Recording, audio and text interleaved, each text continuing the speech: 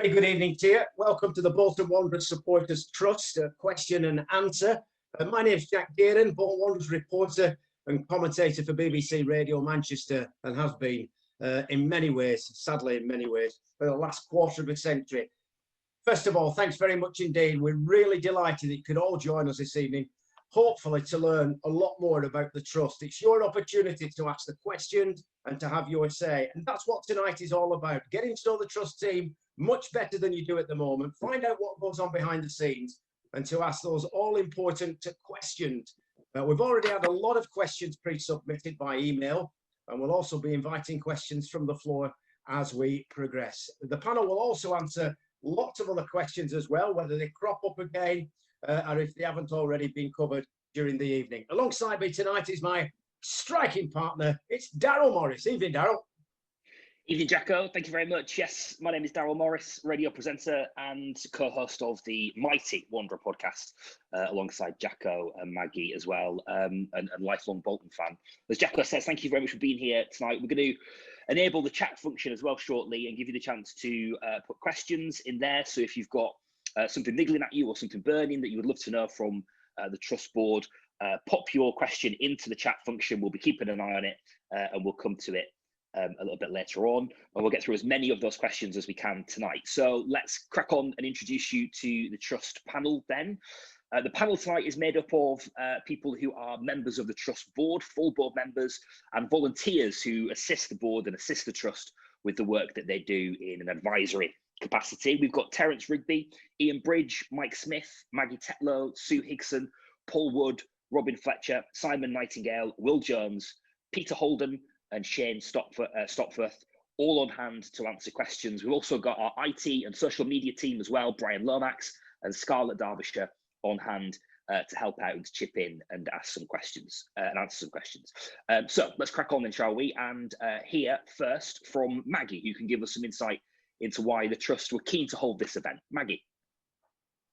Hi everybody, and then once again thanks for joining us. I know that watching San Marino was probably a big pull for everybody, but thanks for coming over to us instead. Yeah, we wanted to hold this event because, as you recall, we held our AGM recently, and historically we've always had a big room at the stadium and had lots of questions from the floor, but obviously that wasn't possible this time. Plus the fact that it was given over pretty much to Andy Gartside and Ian Evatt to answer questions. So we thought that really we needed an opportunity to speak to you directly and enable you to ask the Trust questions. Another reason, it was our 5th anniversary in January, so it was a time to reflect and reset. Also, if you attended the AGM, you'll know that we were asking people to reinstate the subscriptions. Very important, because obviously it costs to run the Trust. So we've campaigned for new members, and as I say, asked existing members to reinstate the subs. And we also announced that we were doing a tie-up with the Development Association, so that 25% of your subscriptions will go directly to the Development Association to assist with the really, really important work that they do, and everything that they do benefits the club. So another reason, the Trust basically, as you will all know, we're all too painfully, has been in a situation of firefighting for pretty much all of its life. But thankfully, we've moved to a position where we now have good owners and we're in collaboration with them. And it's really important that we've got a strong Trust, because the bigger the voice that we have with the Trust and the fans that join the Trust, the greater voice that we have within the club. And as I've said, we've got a good and strong, growing relationship now with the owners, and we want to improve that and take it forward, and we need your help to do that. So yeah, that's why we wanted you to join us tonight. So we're looking forward to your questions. So over to Ian. Take myself off mute. That's not my name. Hello everybody, thank you for coming. Thank you, Maggie. Thanks again to Jack and Daryl for doing the job for us that they do so well. Just before we get going properly on the Q&A, I'd just like to update people as to a few things that have been happening in the background. Firstly, on the sponsorship level, we've recently got Bolton at Home to agree to continue their sponsorship, for which we are eternally grateful. And we're currently in talks with them, discussions as to how we can work together on various things, and that will be developing as the days and weeks pass. So we've got stuff lined up with Bolton at Home, and they will be actively involved in sponsoring, and we'll be fostering the link there with them. We've also got some very good news that we've recently put forward the proposal that we bring affiliates on board, and this is the fan groups from wide across the world.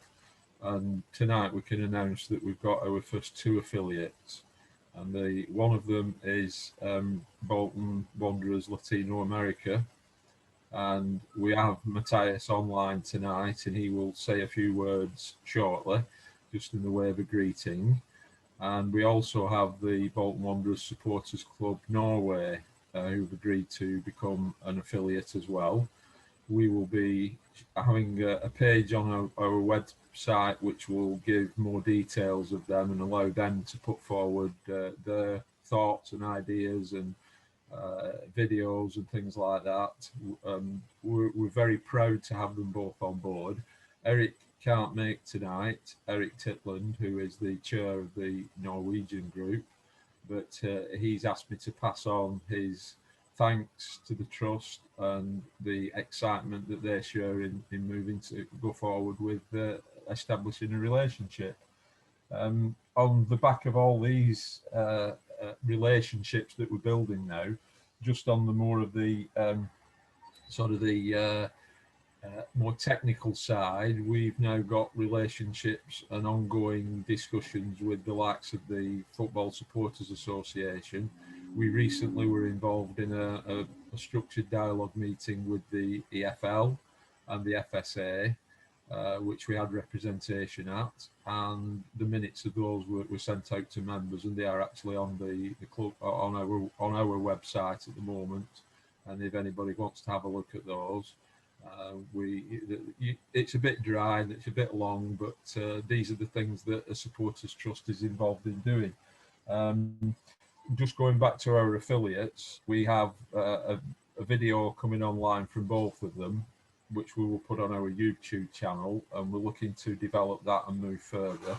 We're also looking to get more and more worldwide groups involved. And I think the general drift is that we want to be all under one umbrella, and we want to be able to represent the Bolton Wanderers supporters, who I've been surprised to find out are all over the world.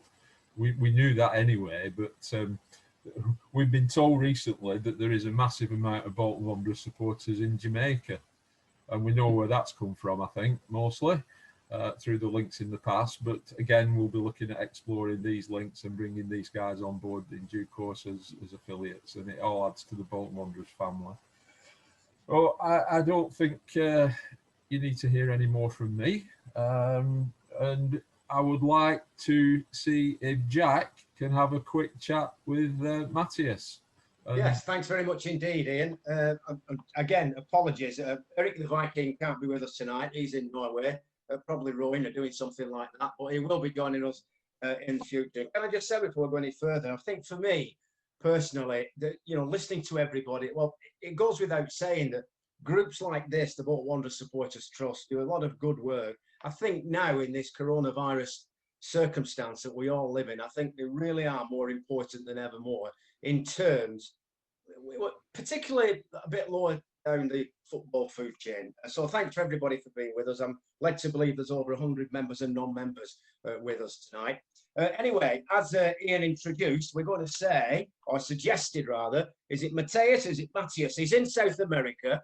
So I think he's got some exciting news about 1 or 2 Argentinian players.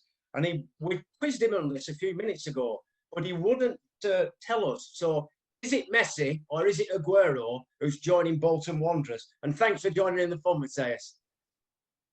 Thanks, Jax. Thanks everyone. And well, I'm Matias Foti, founder of Bolton Latin America, and I'm delighted to be here. And well, my history with Bolton was born in 2015. Well, I play in the video game with my co-founder Nicolas, and in this moment start with my passion. I fell in love with Bolton, and since day I supporter is the last 6 year, and I I feel the bad moment with the club in the administration and the well, relegated until League Two. Well, now it's the bad moment is the past, and now we hope come back to League One. Matthias, why did you select Bolton Wanderers? What was the reason why you first thought, I want to support or be a fan of Bolton Wanderers? Well, I saw in the Premier League, for example, players how Anelka, JJ Okocha, Ivan Campo. Well, it's a big players in the club, and well, is when I was playing game, I chose Bolton. In this moment, was playing players like Good Johnson and Emil Heiske, and my first game on TV was against Liverpool for FA Cup. Well, we lost for 2-1, but it's a great day. And in this country, Argentina, it's more difficult following the club, but sometimes we saw in the ESPN, and well, for example, Saturday versus Forest Green, we can say so. We'll saw for ESPN. What I mean, are there any other Bolton Wanderers supporters near you, around you? Whereabouts in Argentina do you live, Matthias? Oh, repeat, please. Sorry. Whereabouts in Argentina do you live? What area? District? In Buenos Aires. Ah, right. And are there any other Bolton Wanderers? Have you got other friends and colleagues and people? Are there any other Bolton Wanderers supporters? Yes, yes. In Argentina, we have another 10 members in the fan club, and we find it another members in Latin America and the rest of Latin America. For example, Chile, Brazil, Uruguay, Colombia, Mexico, and Honduras. Also, well, we are now we have 20 fans in our fan club. It's absolute amazing. In Mexico, Jared Borghetti was Yeah. yeah.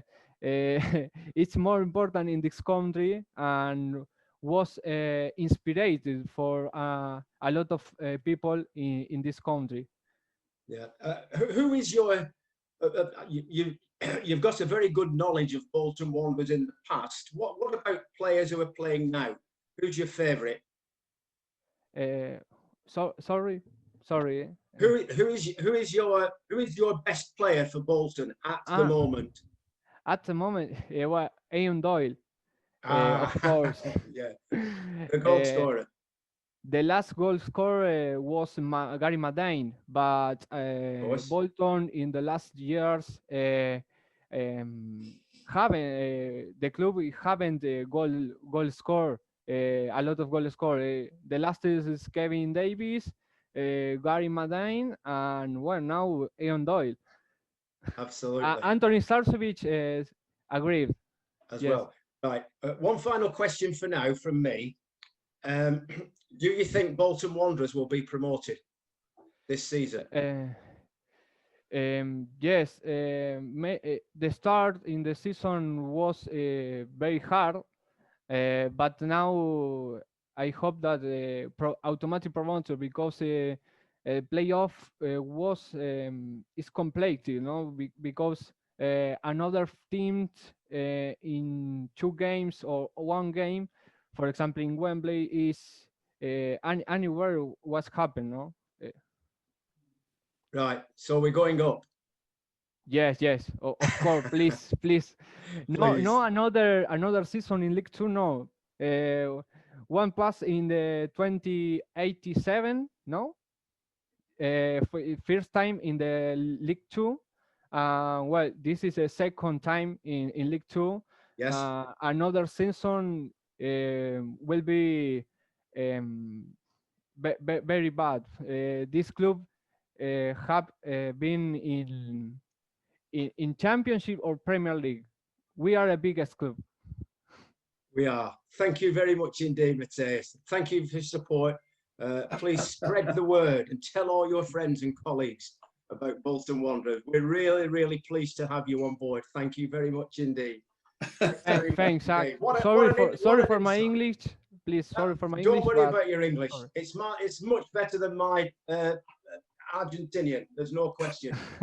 Listen, I mean, so it's much. really good, by the way, and really good to find out about Eric the Viking. And they're obviously all over the world, Bolton Wanderers fans. And let's hope at some stage, if we do get anything back to normal travel arrangements, that maybe we can get Matthias over. As long, well, we'll get him over as long as he brings Messi or Aguero with him. Either will do. No pressure. Listen, it's great to get an insight. Now, for more on how people can get involved with the trust, let's hear from Peter Holding. Peter. Thank you, Jack. And I've probably got the toughest gig of the night following Matthias, who I think coped extremely well deciphering your dulcet tones, Jack. Yeah, I think you're right. Yeah. Anyway, you're right. We've talked about how affiliate organisations are getting involved with the trust, and just for clarity, I'm a member of the Harwood affiliate group, and tonight, one of the objectives of tonight was to discuss how you can all personally get involved in the running of the trust, and I'd just like to explain a little bit more about that. The trust board is always on the lookout for fresh ideas to further the Bolton Wanderers cause, and together with people with the enthusiasm and the energy to put those ideas into practice.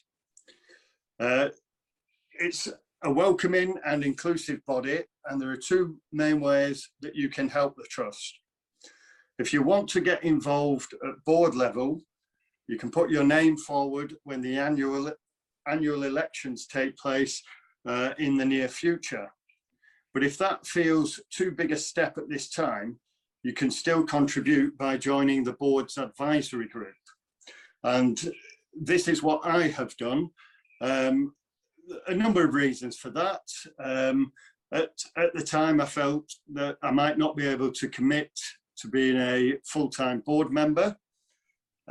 Quite frankly, I didn't really know what board members did. I didn't really know what the trust did. And thirdly, I didn't know whether I'd like the board members. But actually, on that last point, I am pleased to say that they're a friendly bunch. And of course, we all have one thing in common, which is really to help push forward the cause of Bolton Wanderers and to make the relationship between the supporters and the club the best that it can be. But the main thing is, my experience on it, I've probably fulfilled all objectives now. I'm able to contribute to board initiatives and such like, and I've got a much better idea of what the board do and the board's relationship with the club. And so further down the line, I might well put my hat in the ring and stand for election for board membership. But I think it was a really good stepping stone to come onto that advisory group. But the thing that I will say to you is, it is our club. If you're a non-member on this call tonight, please consider joining the trust, and hopefully during the course of this evening, you will be convinced that that is a good step to take. If you're a member who wants to contribute further, please get in touch on the trust email address if you want to come on an advisory capacity, or like I say, when the elections for the board are coming up, put your name forward. Board members are of course always available to answer any questions if you want to find out any further information before you dip your toe into the water. But actually, everybody on here has one thing in common, and that is to promote Bolton Wanderers and to make the relationship with the club as meaningful and as beneficial for both the club and for the supporters as possible. There's no other agenda. So that's what I found out there, and I would encourage you, and hopefully, rather than just hear me talking, put your questions in tonight and make your own minds up. I just ask everyone, please, if you do have a question, to use the Q&A box in your menu bar, please. Thank you. And I think it's handing back to Jack or to Daryl.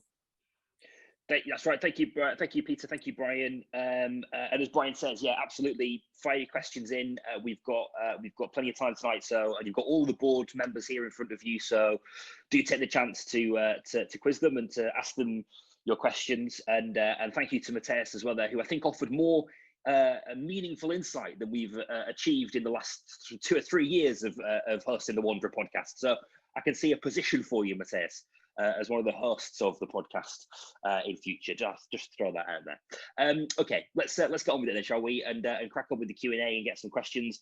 The first question that we're going to come to is from Derek Ogden. We've had some pre-submitted questions, so we're going to go through some of those pre-submitted questions first, and then we'll come to whatever questions we get tonight as well. So as Brian says, don't hesitate to fire those into the box. But we'll start with Derek Ogden. Evening, Derek, who says, I was encouraged by your positive presentations at the AGM. Clearly, there is an improving relationship between the trust and the owners of the club. In addition to supporting the community trust activities, what are the strategic and short-term objectives of the supporters trust? So quite a big question, that one. Paul, I believe that you're stepping up to answer. I certainly am, yeah. Number one is to act in a democratic and a representative voice of supporters. And I think that's a really important point to stress. It is to represent and be a voice of Bolton Wanderers supporters. Number two, to strengthen the relationship between Bolton Wanderers and its communities. Again, very important. To promote responsible and constructive engagement between Bolton and its communities and support. Also, to effectively exercise the greatest possible influence in the ownership, governance and management of Bolton Wanderers, or the club. And Ian touched on it earlier, there's lots of things going on behind the scenes in terms of engagement and influencing that's not always visible, but there's lots of things that do go on. To promote the means to give supporters greater opportunity to invest in the club, to work with supporter organisations, as you've seen here tonight, and to extend that out further, to other agencies to influence policies affecting football, as Ian touched on earlier, the FSA, the Football Supporters Association. You know, not many people will realise that Ian was involved with the EFL quite recently on the meeting, and that probably goes unnoticed that there is influence there. We're talking with people, and the FSA, where Bolton Wanderers Football Supporters Trust have got a voice, had meetings with DCMS and other very, very influential people who have a say in the governance of the game. So it's not just Bolton Wanderers Supporters Trust, it's Bolton Wanderers Supporters Trust having an influence on the wider sustainability of football. Secure confirmation of the ACV, very important, and Ian will talk more about that later on. Develop member engagement, grow membership. I think currently there's in excess of 5,000 members, but it's to actually grow that. And I think tonight is a flavour of we really are now coming out the back end, and hopefully when the new committee, which unfortunately hasn't been together very much apart from Zoom, we can drive forward with that. Increased sponsorship opportunities, and Ian's again touched on that earlier with Bolton at Home and other corporate memberships that are available on the website.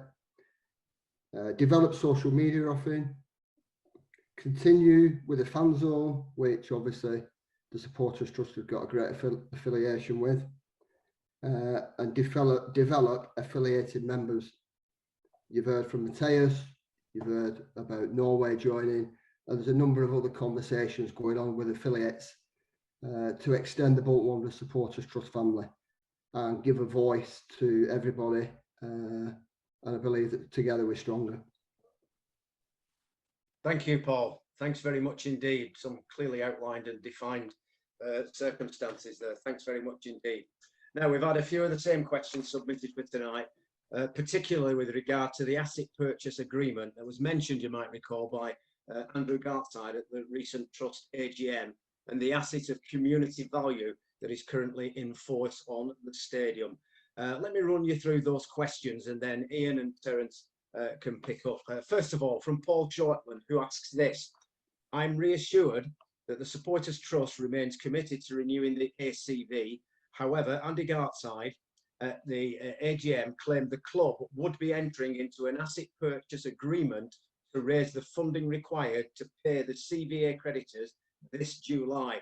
Can we clarify, asks Paul, exactly what this means, and can the club give a public assurance that they will not challenge the ACV when the trust renew the device? Many thanks. That question comes from Paul Shortland. And Dennis Toole, who asks, can the trust guarantee the club supporters that they'll be renewing the ACV on the stadium, and have the club got any news on any new investment coming into the club, and has FV which got the money to pay the creditors, bills that are due to be paid? Have we got one more there, or no? That's for you, Daryl. I'm sorry, I'm rattling on here. Go on you go. Nothing new there, Jacko. It's all what we've come to expect. Right. Sorry. Yeah, there was another one as well from Jimmy Conway, who got in touch on Twitter with a similar kind of question along a similar theme, and asked, is it possible to clarify what the situation is with the renewal of the BWFC ACV, and explain what the APA is, please, what an APA is, so some clarity on what that actually is. It was indicated at the Supporters Trust AGM an asset purchase agreement could be used. So to cover off some of those questions, all along the same theme, Terence, I believe. Good evening, everybody. Before I move to the questions, I think there's one thing missing here tonight, and that is mention of Frank Worthington, who was, as far as I'm concerned, the greatest Bolton Wanderers player I have ever seen. He was with us for far too short a time as a player, and alas, he's been with us for far too short a time in his life. I think we should commemorate his passing. I don't suppose for a moment any of his friends or relatives are on this Zoom, but if they are, they have all of our condolences. And I do hope, and I rather expect, that something will happen at the Colchester game a week on Saturday to commemorate, as I say, his passing and to rejoice in him as a player at Bolton Wanderers. Turning to the questions, the ACV and the APA, I'm glad to say that there has been something of a misagreement, a misunderstanding of what Andy Gartside was saying at the AGM. As it suggests, an asset purchase agreement, it is an agreement to purchase an asset. It is not an agreement to sell an asset. I had assumed that what he was talking about was the purchase by Football Ventures of the club when they chose to buy only the assets from a legal perspective and not the shares in the club. As I say, that was my assumption. It seemed to make sense, but just in case, I thought that I would check it out. And I spoke to Andy Gartside at some length last week, and he confirmed to me that that is what he meant to say. He was not talking about the end of the season. He was not talking about paying off unsecured creditors, and nor was the club intending, or is the club intending, to sell any of the assets that they own. When I say the club, I of course mean Football Ventures. So we can be reasonably confident at the moment, and of course things can change, circumstances can change, but we can be reasonably confident, I think, that nothing untoward is going to happen, certainly not in the near future, in relation to the stadium or indeed any other assets which are presently owned by Football Ventures. So far as the issue about paying off unsecured creditors and investors in the Football Ventures company are concerned, I'm afraid I didn't get any further than asking the question. I wasn't surprised because clearly there are elements of confidentiality about what their plans are to raise funds, what their plans are to pay off the unsecured creditors in August, which is the due date so far as the administration stroke liquidation is concerned. But what he did say was, and I've got to know Andy quite well over the last few months, and I've got, I hope I'm not wrong, to trust what he says. And what he said was that there are plans in place and there is every expectation that they will be able to pay off the unsecured creditors and therefore to comply with EFL rules, and therefore we can look forward, fingers crossed always, that there will be no more embargoes after the end of the season. I should say that I have in fact also spoken to, indeed met, I assure you at a distance, Sharon Britton recently, and have relatively regular contact with her, and she too assured me that plans were definitely in place for paying the unsecured creditors and seeing us out of administration finally. But again, I'm afraid she wouldn't tell me what they were. And as I say, I can understand that. We can only hope that there will be an announcement toward the end of the season as to exactly what it is that they're doing. But that then takes us to the ACV, the asset of community value that is the stadium, now called the Uniball Stadium. The position, so far as that is concerned, is that the trust applied for and succeeded in gaining a asset of community value listing from the local authority whose gift it is in. They were very, very keen that the stadium should be an asset of community value. So we were pushing at an open door back in 2017, so far as they were concerned. Alas, the club and dear old Ken were not so excited by the idea because, just to put it briefly, what it means is that if you are listed as an asset of community value, or your property is, it means that the community group, in this case us, get 6 weeks from the time that you declare to the council that you are thinking of disposing of the asset in some way, and there is a duty under the regulations to tell the council if you have any such plans in mind. So we get 6 weeks when we can decide whether we want to make, if you like, a bid ourselves or to encourage someone else to make a bid. And then there is another moratorium of 6 months in which to pull together the bid in order to buy the asset. And all I can say in that regard is we will, not might, we will, if it ever arises, pull together a bid.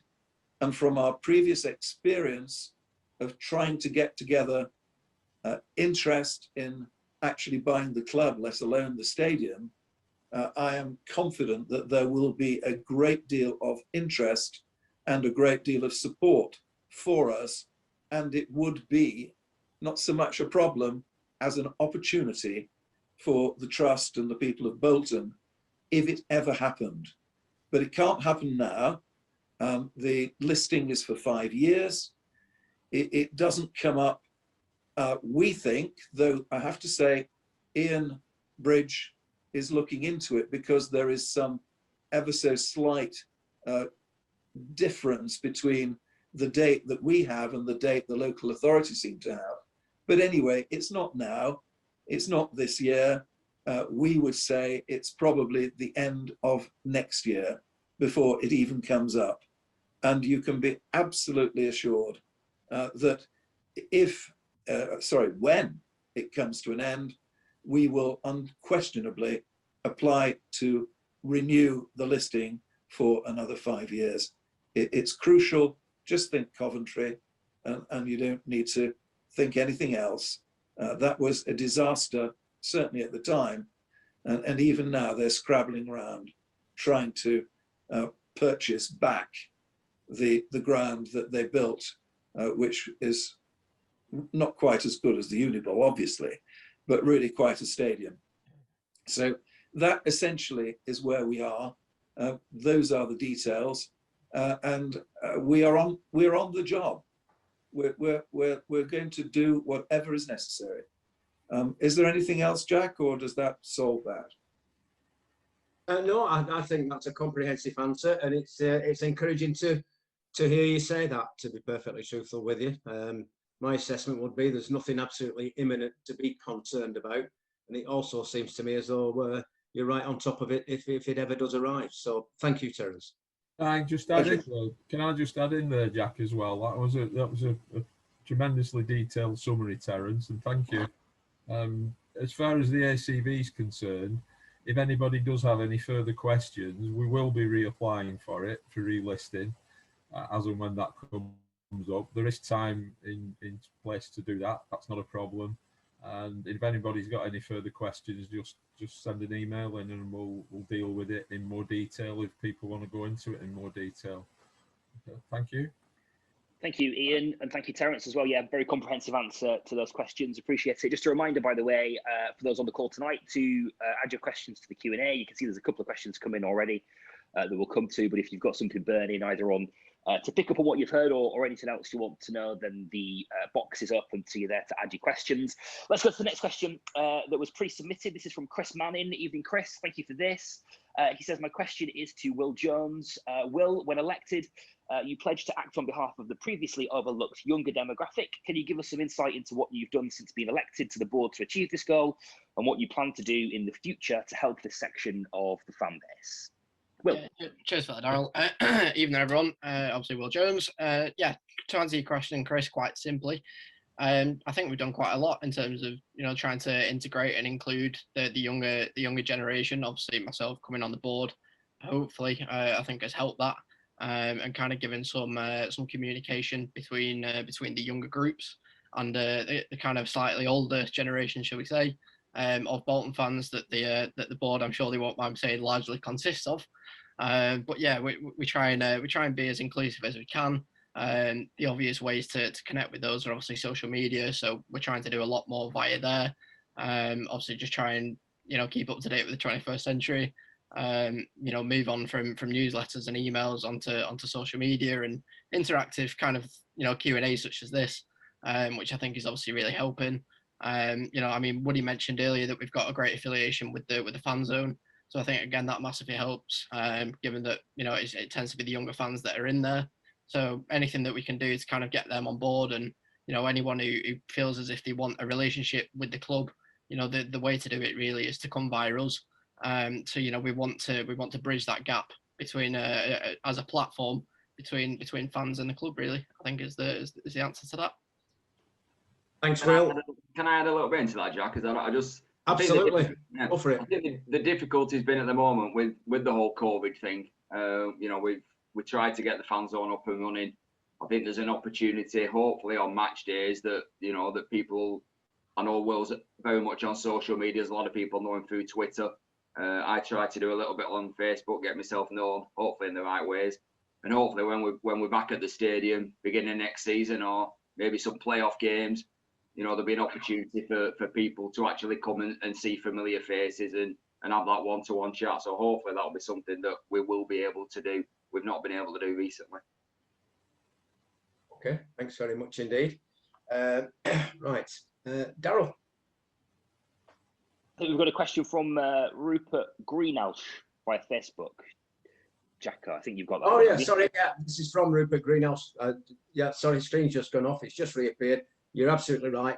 Thanks, Will, for that. And also thanks as well to Simon. This question is from Rupert Greenhouse. It comes via Facebook, who asks, do any members of the trust get to sit at a board meeting of Bolton Wanderers Football Club? Robin, I think you're going to answer this. Can you enlighten us? Well, I can very quickly. No, we don't. It is an ambition of the Supporters Trust that may happen one day. There's a lot of political manoeuvres as well, even at central government level, that football is a community game, and the community should have a executive role in the running of a football club. It isn't the situation at the present time, but I think we've got to not underestimate that since FB have been running Bolton Wanderers Football Club, there has been an increasing dialogue with the board of Bolton Wanderers Football Club. Andy Gartside in particular has been very open with us, and despite all the difficulties of COVID, we've had regular Zoom meetings with them. So, as I said from the outset, the answer is no, but it's something that we and other stakeholders would be looking to get in the future. Thanks, Robin. Thank you, Robin. Okay, I think we're going to move on to some of the questions that have been coming in tonight. Thank you very much for submitting these. If you have, just a reminder, now is your chance. You've got the board of the Supporters Trust in front of you, so feel free to pop a question into the box. You should be able to see that just at the bottom of your screen, and ask them anything you like. Let's start with Jonathan Taylor, who's asked, how many members have reverted to paid subscriptions, is the question. Anybody want to pick up on that? Yeah, I'll go on that one, Daryl. Yeah, we're actually in the process. It's an ongoing renewal process. When we first started taking memberships, paid memberships back in 2016, this unfolded over the next 12 months, and we're in that process now. As the existing subs are coming up, people are renewing, and we're getting a very healthy take up at the moment. We do and will be sending out regular reminders to people, because you know the nature of the way things are these days. We're living in a very busy world and living online a lot, and I think we will be sending these out. So all I would say is we are having, I've not got the exact numbers in front of me, but it is a very healthy take up onto the renewals. And what we would ask is those members subs come up to renew and go on to the annual membership scheme. If anybody, and we have solved some problems for people, some have had some problems, and Brian has played an absolute blinder on these things to get people's questions sorted out and as to how they do it. And you know, some people do it straight through. Some people have one or two problems, but we're all here to help. And if you just submit any request for help, we'll get you all sorted out. And I think we've had everybody sorted up to now, haven't we, Brian? That's asked a question and had problems getting on. If we've not, I think so. Yes, thank you, Ian. I think we're up to date with everything. Anything at all with your memberships, any inquiries like that, I can be contacted on the enquiries at email or Brian at BWFCST.co.uk, and I'm here for you anytime. Thank you. Okay. Thanks, Ian. Okay. Yes, thank you. They might be needed again here, but this is from John Partington. He says, we heard at the AGM the background to the current ownership and new management position. What support does the Trust now receive from Football Ventures or the club, and is the Trust consulted on supporter issues? Who wants to take that, folks? I don't mind taking that, Jack. Go on then. Go on, you go, Maggie. Yeah, I mean, we've got, as I said at the introduction, we've got a good relationship with the Football Ventures team now. And I think that was very well demonstrated in terms of their support for us and our support for them at the recent AGM. We've been hampered, obviously, as everybody has with the COVID situation, but we're doing as much as we can to assist the club. I mean, for example, you know, this will probably come up again in other questions, but, you know, we do surveys so that we can help inform the club's decisions and give them feedback. And, you know, obviously they ask for our opinion on things. And as I say, it's a two-way dialogue now in a way that it never was previously. And the relationship is going from strength to strength. So, you know, as I said, you know, as was demonstrated very clearly at the AGM, they're very much supportive of us and we're supportive of them. And that's why we wanted to do the Development Association link up as well, because that's a way that we can make a financial contribution to the club as well. I mean, and for those of you who don't know, Development Association does great work. And one of the main things, it's the capital projects that, you know, are needed at the club. So like, for example, improvements at the training ground and things like that, the kind of stuff that is for the benefit of the club and, you know, stays in club facilities, if you like. So yeah, and that's another of the reasons why it's really important for you to renew your subscriptions, because, you know, we need the money to keep the work that we do going, because it costs to run the trust. But we also want to help the club financially as much as we can. So get those, you know, become a member if you're not already a member, and renew your subscriptions, please. Maggie, can I just add on the back of that as well? And it was mentioned by Andy at the Q&A that we had on the AGM about the Memorandum of Understanding. And we've been trying and speaking with the club about signing a Memorandum of Understanding, and this is something that the FSA actually pushed forward. And there are quite a few clubs now with their supporters trusts, and it can be viewed in a lot of instances as being somewhat symbolic in nature, but it is an official statement that the club and the supporters trusts will engage in regular structured dialogue. And this is something that 2 or 3 years ago, when we had a certain individual who owned the club, we were a million miles away from, as everybody knows. Now we are in the process of speaking with through Andy, through to Sharon and Michael, and we're talking about getting the MOU in place. Andy did refer to that in, as I say, in his words on the AGM. And that in itself will be an indication that both sides are working together. And I don't think we need to look at it as sides. We're all in this together. It's our club, and we all want to be pulling in the same direction. So I think that will be, as I say, somewhat symbolic, but as and when we do get an MOU signed up, that will be an indication that things are moving in the right direction. Thanks, Maggie. Thank you, Ian. Thank you, Maggie. One here from Chris Manning again. Chris, thank you for this. Says, are there any plans to add diversity to the board from the BAME community? Bolton is such a diverse town, and we've got a really diverse fan base. It seems that BAME representation, BAME representation, would be a positive step forward. Anybody want to? Caroline, I'll take that. And Chris, Actually, great question. Thank you for asking it. So the short answer is, I guess, that this is totally an open door. We reach out and invite representation from every corner of the Bolton community. So from a board perspective, yes, we are really interested to talk to people across our communities. But actually, I think it's probably a bit broader than that. And I think if you look at the diversity in the town of Bolton, yes, we've got a diverse fan base. I wouldn't actually be entirely certain that the fan base is totally representative of the communities, but that gives us opportunity. So yes, is the short answer, and we will be making those connections. thank you, Sue. That's great.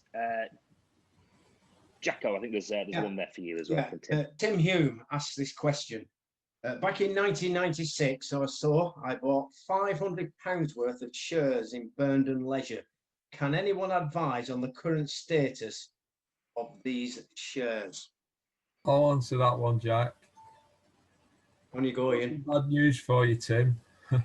Burnden Leisure is in liquidation, and unfortunately those shares, I know as things transpired with the move into ownership by Eddie Davis that they effectively became worthless anyway, but those shares are in Burnden Leisure, which is a corporate entity that is now being liquidated. And this comes back to the point that Terence was clarifying about an asset purchase agreement. When one company or one set of assets is sold to another party, you either have a share purchase agreement or an asset purchase agreement. And the shares in Burnden Leisure, the whole intention when it went into administration, ultimately that corporate entity will die. It will go, and unfortunately your shares will go with it, even though at 500 they were next to worthless anyway in monetary value. I'm sorry, that's the sad state that Burnden Leisure was put into through the administration and ultimately liquidation process. And again, if you have any further queries on it, please get in touch and I can talk you through it in more detail. That's not a problem. I completely empathise with that, because the £2,000 worth of shares that I bought are now worth the same as your £500 worth of shares, unfortunately. Yeah, worthless. Absolutely. And it's very sad. Thank you, Ian. Thank you, Robin, as well, for your input and your insight there, and a really good question, Tim. Thank you. Just a reminder, keep your questions coming. If you've got something that you want to ask, now is the time. There is speak now or forever hold your peace. Just use the Q&A box to pop your questions in. We've got a couple of other frequently asked questions as well that I know that we are keen to get some answers to. So we'll start off with this one, which is quite a direct answer, quite a direct question. Simply, what do I get for my £10? If I've subscribed, if I'm a member and I've paid my £10, what am I getting for that? And I think, Ian, did you want to pick up with an answer for that? Yeah, I'll answer that one. Yeah, thanks, Daryl. Yeah, good question, and it does get asked quite regularly. If you're a new member, the first £10 subscription that you put into the Supporters Trust, £1 of that goes to buy you your share, your one member, one share, and that is the status of the Supporters Trust as a community benefit society. Your subsequent subscriptions go into funding the various aspects of the administration of the trust, and those are quite substantial actually when you consider the associations that we're involved in and subscribed to, also the running of the social media and the website and all the other social media aspects that come in. We running surveys. They're not free. by the way, and Brian can allude to this, that when we run a survey through SurveyMonkey and the emails that are sent out as well, we're emailing a massive database. It's not just like me sending somebody on here an email and your account's pretty much free. There is a substantial cost over a period of time. We've got ongoing maintenance of the website. It is a transactional website. As you know, we're taking subscriptions through the site. So there are all sorts of admin expenses. And on that basis, that is one of the reasons why, as everybody knows, we gave a holiday to the subscriptions, and that was on the back of the massive input that we received from the Legends game back in 2016, which was an absolutely tremendous evening, as well as the game during the day. We had the social evening in the evening, but that means, you know, that money is starting to run out. We want to keep the website running. We want to keep everything going. We want to keep the trust growing. We want to be ready and able to speak and engage with the club, which is what we're doing now. And that is the reason why we're actually pushing forward and asking people to renew. And if you're not already a member, come on board. So if there's anything else that people want to talk about, again, I would say get back in touch. We can answer questions. I'm quite prepared to go into detail with anything, with anybody. So I hope that answers that one. Thanks, Ian. Ian? This is for Sue, I think. This question is, why do we need a supporters trust if the club isn't in crisis? Sue, I think that's for you. It is, Jack, thank you. And I think actually we've covered quite a bit of this already during the evening. You know, that the benefit now that we're seeing, we're not in crisis, fingers crossed it stays that way. We are able to engage with the club. We're able to look at community initiatives. We're able to talk about putting money into the Development Association for the benefit of the club, because we've got that feel-good factor and we've got engaging, strong relationships. But I think it sits on another level as well that's beyond the club. And when you've got a supporters trust that is significant in numbers, as other clubs do as well, then that gives you a lot of collective power then to think about how you bring influence to what's happening in the football world more broadly even than Bolton Wanderers. And you know, if ever there was a time where clubs needed to come together and trust needed to come together to look at football in the future, it's now. Yeah, well, a good point well made, Sue. Thank you very much. A question on the live chat as well from Stelios. I'm not sure if is that the Stelios. Could it be, or is it a fan? Do you think? Is it a show of appreciation for the great man himself?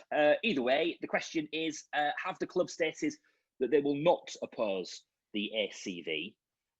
Terence is no longer with us, but is there somebody else that wants to pick up on answering that question, whether or not the club have said that they would not oppose it? Ian? I'll answer that one. Yeah, we're not that far down the line yet, Stelios. We will. We haven't had an indication either way whether there will be any sort of objection.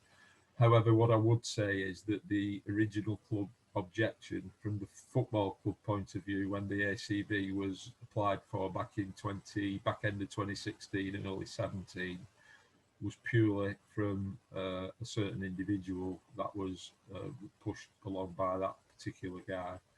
I'm sure it doesn't stop any sort of moving on or sale of the stadium. All it would do is put into that process that it couldn't be sold under the counter and behind the scenes, and we wake up one morning and there's somebody else owns the stadium. That's all it was done for at the time. And as far as any indication from the club, it's not even been talked about. And as I said, and we confirmed earlier, and Terence said, we will be reapplying for the reinstatement of the ACV as and when that arises. Thanks, Ian. This question comes again from our little inbox here. Mark Coakley wants to know, what would be the criteria to become an affiliate of the trust? Do you want me to take that one? Yeah, Please do, yeah. Yeah, if you want to become an affiliate of the trust, we're reaching out worldwide at the moment, and we're also reaching out in the UK. We have meetings scheduled with London Whites next week. Again, it'll be an online meeting, of course, but these people are asking questions and have asked questions, and I've got to hold my hands up on behalf of the trust and say that perhaps we haven't been as inclusive and as engaging as we're trying to be now. But really, we've not been able to report very much. Now, if anybody watching, anybody who represents any supporters groups wants to get in touch via the usual channels, at the moment we have our first 2 affiliates on board. We will be looking for others around the world. We have some very good contacts in all sorts of countries. Eric, who I think may be on the call, I'm not sure. I think Eric has passed some further information and contact details on to me from Eastern Europe, and I will be making some contact with those over the next few days. And we just want to grow the Bolton Wanderers family, and if it's done through the umbrella of the Supporters Trust, we will represent and take any representations or ideas or questions on board that we can raise. And back to the MOU again, I'm talking about that. We will have a dialogue with the club going forwards, and we feel that this is only a healthy situation for the future of the club. Thanks, Ian. Thank you, Ian. A question here from Andy Dunning, who says, could I ask Simon, a few years ago you opposed the trust and now you're heavily involved. So what changed? I think that's a question, Simon, that you're actually quite keen to answer, actually, aren't you?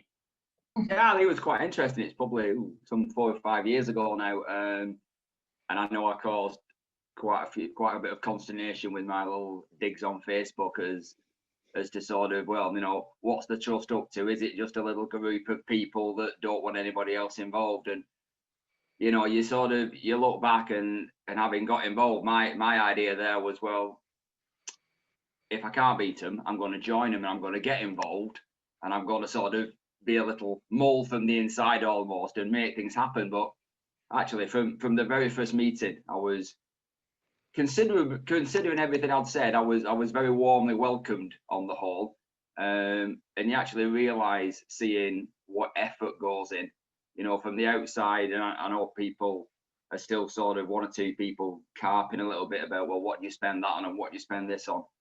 But actually, if you dig beneath the surface, we've got a group here that's building all the time of real dedicated Bolton Wanderers fans that are more and more getting involved all the time. And I think the key thing for me is to say, well, as much a critic as I was, if I can get involved and see the difference, to me, you know, it's all about bringing the Bolton Wanderers family together. And I'd echo what Ian said, you know, about all the other groups that are involved. I think that the bigger we can be under an umbrella of a supporters trust, as all those different individual groups, you know, the bigger we are, the stronger we are, the more we can support Bolton Wanderers. And I've got to be honest, it's been great to get involved, and I'm looking forward to when COVID's finished, that we can actually meet the fans a little bit more. This is great, but to actually get out there and chat, and I know all the board are the same ideas, and actually get people involved as much as they can. Don't have to be a board member. You know, we're looking to get little groups involved, you know, whatever that might be, whatever your expertise is. And like everybody else has echoed tonight, get involved, come on board, stick your 2 pence in. I've done it, you know, and as I say, if I can do it, anybody can. Get involved, yeah, definitely. Spot on, Simon. And I would just like to say and add to that as you can imagine, with a group of people that we have involved here, with a group like this, there'll always be differences of opinion, and we do have healthy debate.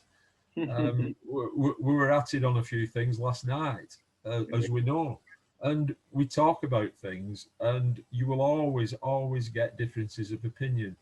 But I like to think that we are collectively coming to decisions and conclusions, and it is on behalf of the supporters and the benefit of the club going forward.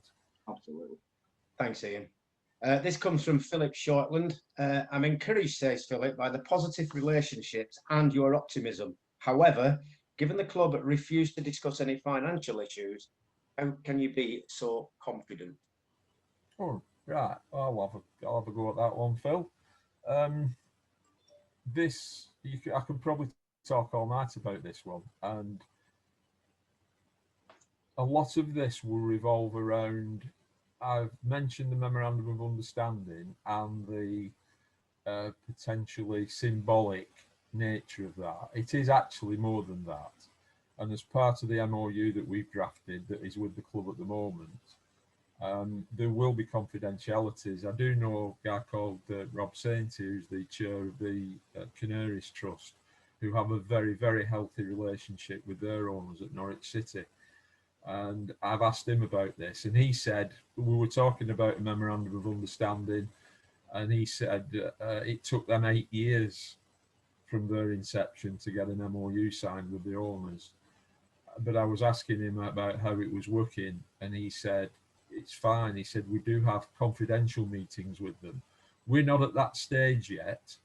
And the point you make, Phil, is a very valid one. As you know, in any business, there are confidentialities in the actual finances of that particular company. The only real window on this is when the accounts are filed, and we know they're always historical, but I would point you towards Companies House, which I'm sure you're aware of, and Football Ventures' first annual accounts. They have filed one already, but they were a dormant company at the time. But FV's first set of annual accounts will be appearing in the not too distant future.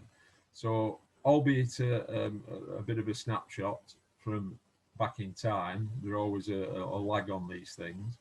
It will give some sort of indication. However, if we can engage with the club, and there may be confidentialities, we can't answer your question about being sure because we haven't got access to that, any sort of information like that. And as to what level of access we will be granted in the future, I don't know. I can't answer that one. But all we can say is that the communication that we've had with them up to now, and as Terence said previously, we've got to take it at face value.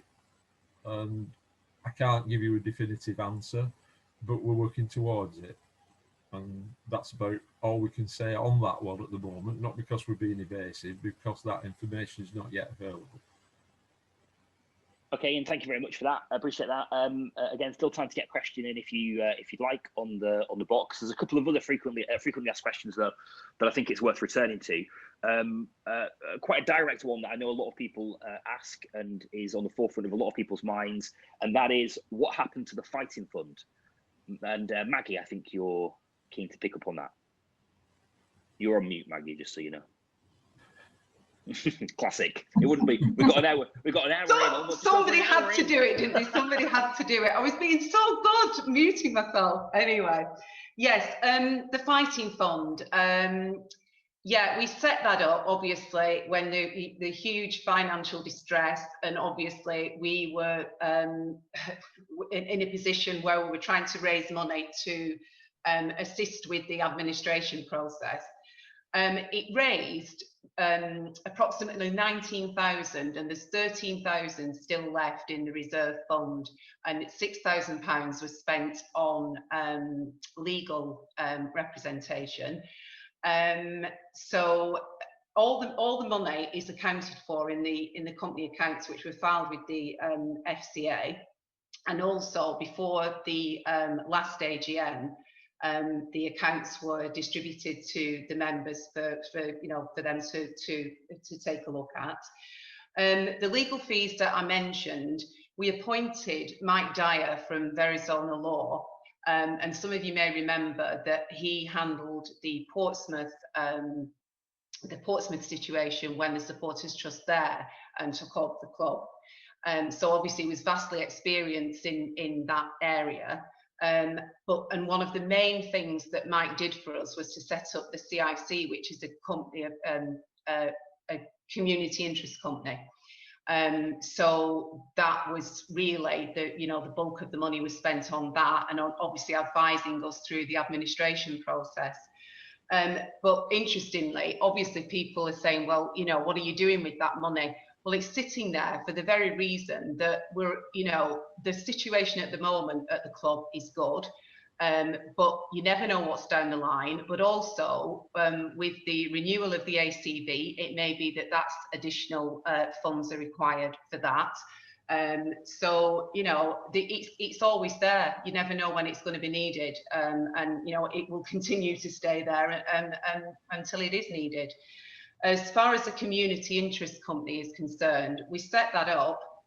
It's an investment vehicle. We had to set up something separate from the Supporters Trust, a way of collecting the money, and it's set up in a different way. The Supporters Trust is set up as a one member, one vote scenario, whereas the community interest company, it's an investment vehicle. So basically, the money in there, if there was an opportunity for inward investment into the club, then that's the vehicle by which that transaction would be made. So that's in place and it's ready to go at any time. So that that was another thing that we did to make sure that we were well prepared for all eventualities. Thanks, Maggie. I'll just add to that one, Maggie. Mike Dyer, who from Verizona Law, if anybody was at the event that took place in the Premier Suite on the 6th of January 2016, remembers the presentation that was done by the Portsmouth representatives there. Ashley Brown was one, who is now the leading light in the Football Supporters Association. But Mike Dyer was actually one of those members on the stage at the time, so he has a wealth of knowledge on things like that, and it seemed highly sensible, let's put it that way, to involve somebody with that sort of knowledge at that time.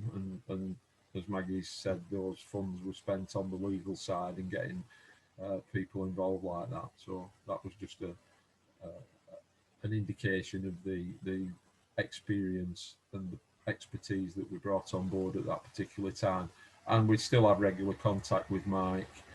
He's there as and when we need any input from a legal point of view on that side of it. So it is all independent, but it does. Thanks, Ian. This is for Sue, I think. This question is, why don't you have volunteers running the website and social media? Sue. Thanks, Jack. Well, short answer is, I guess, at a time we did. And it worked to a point.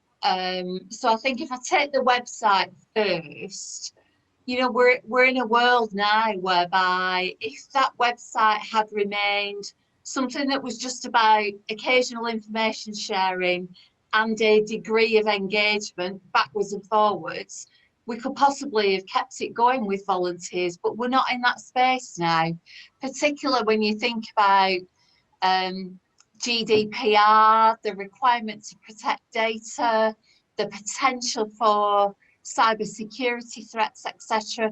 We've got a lot of membership data now held on that side, and it's critical that we protect it. But we protect it by having the experts that can help us protect it for our benefit, for everybody's benefit on this call. And Brian and Scarlett do that job superbly.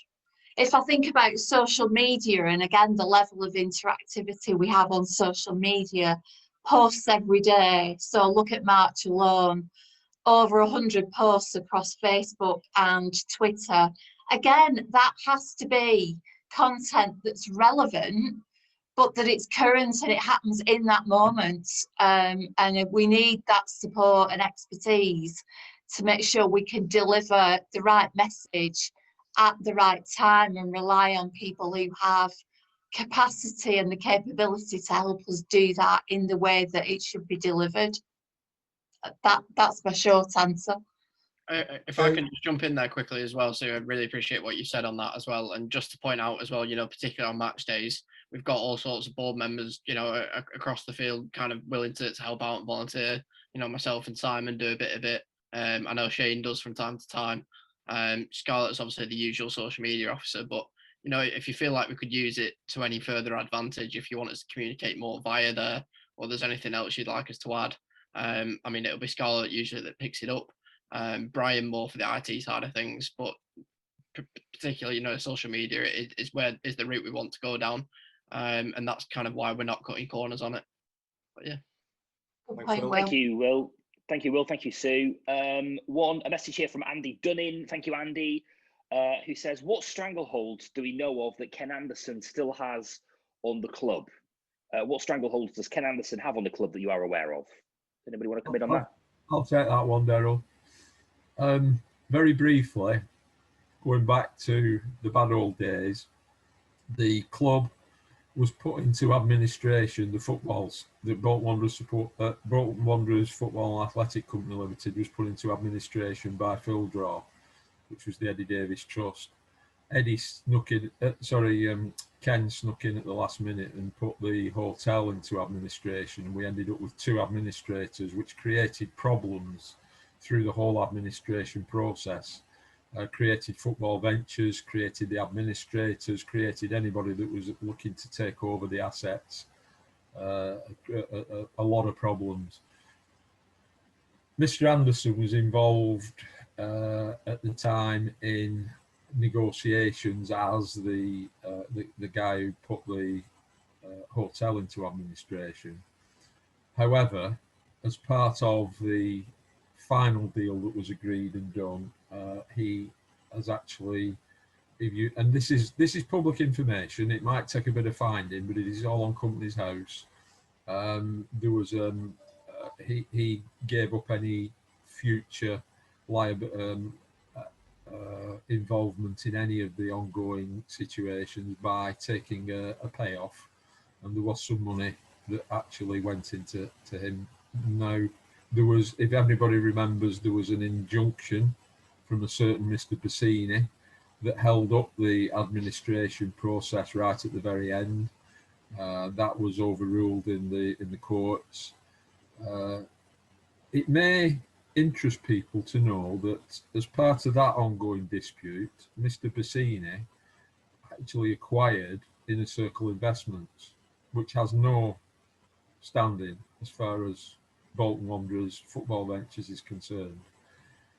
However, Mr. Bassini actually owns Inner Circle Investments, which is a very bizarre situation.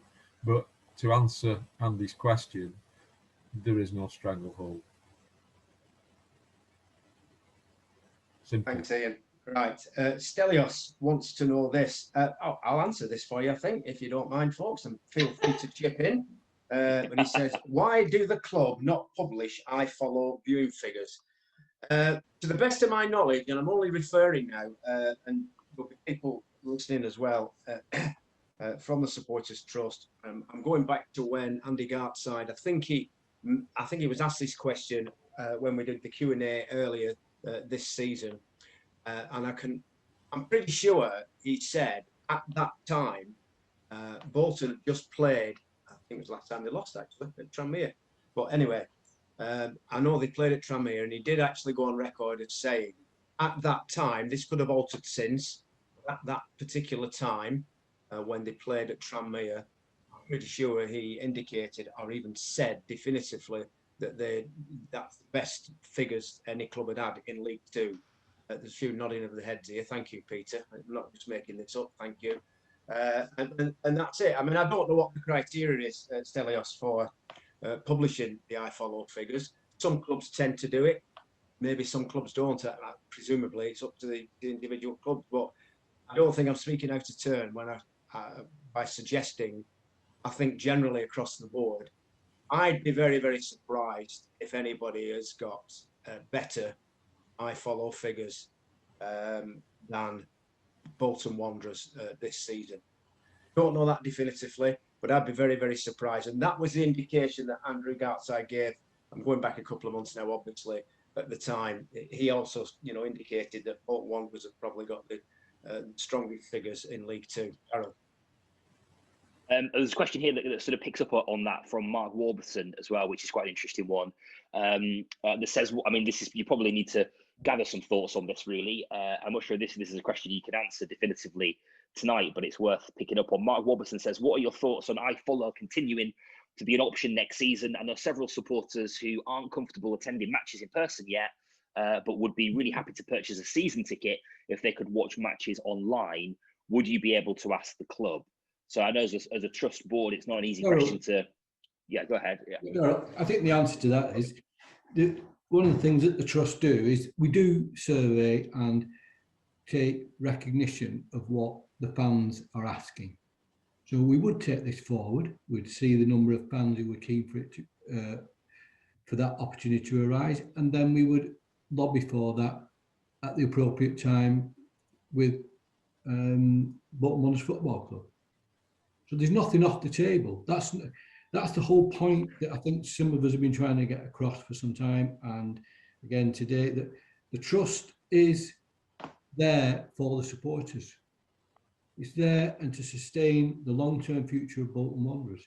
So there's no question off the table. We would discuss it, and democratically it would be resolved. And if it was agreed that it was in the interest of the supporters and in the interest of the club, then of course we will take any motion forward. And just to add to that, if I may, Jack, the EFL themselves have surveyed supporters on iFollow, and they've asked that very question, particularly if we are in that situation that Mark describes, where some fans are invited back, some might be reluctant to go back. So it looks like that's the current way of thinking, and certainly fans have been invited to respond to the survey in that respect. I know that's not just Bolton Wanderers, that's the EFL generally.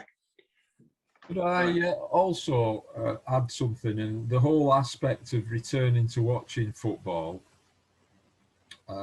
is a very open-ended question at the minute, and the Football Supporters Association have actually published, and we will put it on our website and send the link out for people to have a look at it. They've published a charter, a draft charter, which is sort of a tick list really for supporters groups to engage with various owners of all the clubs with regards to the returning back to grounds. And there's all sorts of aspects that are involved, and again, a lot of it will actually come back to what the government guidance is. I think there's a question coming from Chris Manning on that about the fan zone. Of course, any reinstatement to the fan zone will have to be done in full compliance with whatever regulations and limitations are in place at the time. We can't put an answer out now because the great debate's ongoing at the minute as to whether you can go abroad for a holiday or not this year. So as far as the fans zone's concerned, I think we put that in the same bin, and we'll discuss it at the same time. Ian, are you marauding around Europe again? And we're leaping out of League Two straight into going marauding around Europe, are we? To be honest. No, you're right. Let me tell you this. Chris Manning, he did say this. Chris, thanks for this. Interesting point in many ways, but as already Ian's pretty much mentioned, it's difficult to be definitive.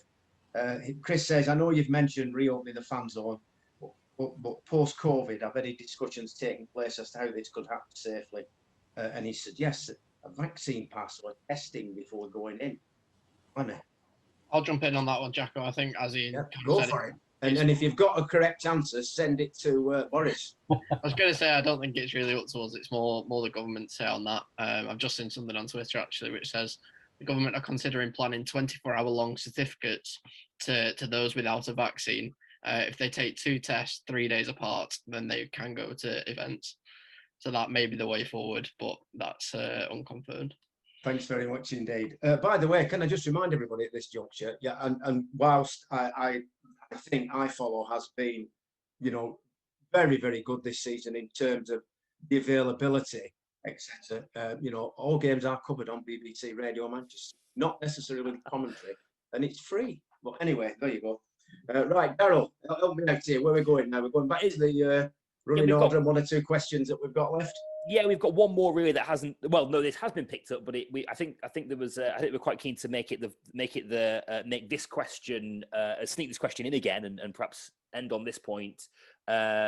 Simply, how do I get involved in the running of the trust? Peter, I think. Don't all rush at once. Peter, you want to go that one? You're up. England are winning 4-0, by the way. Oh, there you go. You see. If anybody. Are you talking, Peter? Typical Maggie. Is that all? Bolton winning 4-0. Yeah, but they should have scored another 3. Yeah. You want to listen to the podcast? It's brilliant. Go on, sorry, Peter. Yeah, getting involved in the trust. Just to reiterate, if you're on this call and you're a non-member, I hope you've heard enough genuine passion about Bolton and honest endeavour to pledge your membership to the trust. Just want to touch on a thing that happened in the bad old days when we had previous ownership, and his excuse for not engaging with the trust was there's all these other organisations and it's got to be representative of supporters, and that divide and conquer philosophy meant that he didn't listen to any groups of supporters, and we know how that went. The trust is not about forcing aside other organisations who support Bolton Wanderers, but it's not mutually exclusive. You can be a trust member and still belong to whatever faction of Bolton Wanderers supporter you want to. But the fact is, we are all Bolton Wanderers supporters, so I would encourage you to join the trust if you're not a member already. If you are a member and you want to get further involved because you've got ideas, you've got energy, enthusiasm, you like what you've heard tonight, you want to forge a better relationship with the club going forward, then you can stand for election to become a board member. And as we touched upon earlier, we've got 2 ladies who represent themselves extremely well on the board. But yes, we'd like greater diversity because we want to be representative of all the supporters of Bolton Wanderers, because we've got that one thing in common: we are Bolton fans. If you don't want to make that leap straight onto the board, do as I did, join up in an advisory capacity. So you can put your ideas in there, you can get to see the board close up, you can get to learn better you can look under the bonnet and see what's being done, as Simon so eloquently said before, and then you can then make that leap onto the board. But really, it's all for the good of Bolton Wanderers. That's it in a nutshell. Yeah, well said. Can I just add to what Peter said there, and following on from what Simon said, because I'm a comparatively new member of the board. I didn't know, even though I may have been a trust member, I didn't know anything about the way that the board operated. It is a fact that we don't always agree, but we have very respectful discussions. At the end of the day, we all have a very clear objective, which is the well-being of Bolton Wanderers Football Club, and we're very keen to ensure that all supporters, season ticket holders, people who go every now and again, people from South America, become members of the trust. And by being a member of the trust, you do have influence. And the reality of it is, the larger number that we have, the more influence we've got. It's very difficult for any football club to ignore its supporters when they're singing from one hymn sheet. And I'd just like to end up also saying the very thing that I found also particularly interesting through the trust is discussions we have with the FSA and other football club trust members. I might add, often when I talk about the numbers that Bolton Wanderers have got in their membership, they're aghast, because very typical of Bolton, our supporters are very loyal, and the hardcore fans will always come to the fore. So I would just encourage for people who aren't members to become members, for members to try and get one friend to join up, so that we are then truly diverse, representing all the aspects of Bolton supporters. Thanks. Thanks, Robin. Thanks, Robin. Well said. Well, could you just answer Matthew Lawrenson, please? And just have a look what he's saying. What would your message be to the young supporters sitting on the fence about signing up for a membership? Us young ones like me and you, Will. Us young ones. Yeah, us youngins, yeah. Yeah, no, absolutely go for it. I'm biased, but I think you get a brilliant experience out of it. Regular communications, as I said previously, it's a great platform between fans and the club, which I'd really encourage you to be a part of. You can always put suggestions to us as to what you want us to do. And just kind of to help the running of the club, inevitably, because the stuff that we're asked to put forward then goes to the board of the club. So it's all in aid of a better future for our football club, isn't it, really? So if you're going to do it in any way possible, then I think a membership is definitely the way to go. Thanks very much. Thanks, Will. Sorry, Jack. I was going to say there's been a suggestion from Mahesh Patel that we take a chance to do something to honour Frank Worthington, of course, who we sadly lost this week, and I think Mahesh has suggested a minute's silence, but Maggie, perhaps you're suggesting a minute's applause may be appropriate as well, if that's something that people want to engage in, Maggie. Yeah, we couldn't do that, but just before that, can we just say thank you to Matthias for joining us tonight? It's really appreciated. Thank you. Yeah, well done. Thank you, everyone. When you've got that contract sorted out for Messi, send it to me straight away. Yeah. Maggie or Ian will Leo give you my personal Messi, email maybe address. Leo Messi maybe arrived to Manchester City. No. Well, we're only around the corner, but we're getting closer, definitely. No, you've been fantastic, Matthias. Thank you very much indeed. Great to have you on board. Thank you so much. Yeah, sorry, Maggie, you were discussing something. No, well, we'd had the request for the minute silence, but I think an applause would be best to finish. Well, so thanks everybody for joining us, and let's give good old Frank a big round of applause. Yeah, cheers, guys. Thank you very much. On that subject, the club are in negotiations, I think, with his family. How to, the way forward. There will be, I've no doubt. In fact, they will wear black armbands on Saturday at Forest Green, I think. And then for the home game against Colchester, which will be on Good Friday, that's a 1 o'clock kickoff, by the way. And they are in negotiations with Frank's family, I think, to how they, what they want to do as well. And I'm sure there'll be an announcement soon from, an official announcement from the club. Thanks for all your questions, folks. It's really good and very beneficial, I think, to throw the doors open and get an insight into how the trust works. And I think anybody who's listened and wanted to do that, I think they've had that tonight. And again, I was going to say thanks again to Matthias. It's great to have you with us. Thank you for joining in the fun. Much appreciated from everybody. And just keep up the good work. I think it was mentioned earlier on. Not just right across the whole sporting spectrum at the moment. It's becoming more and more apparent to me, especially in the current coronavirus climate, that organisations like Supporters Trust, are becoming more and more important.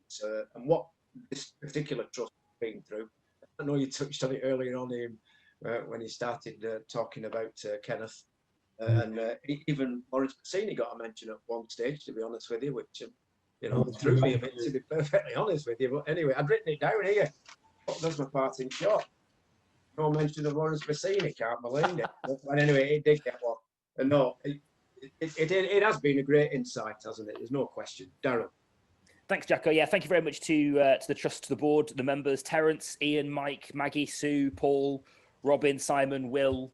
Thank you, Peter, Shane, and of course, Brian and Scarlett as well. Thank you to you for being here. A couple of people suggested a game of Who Am I? To end.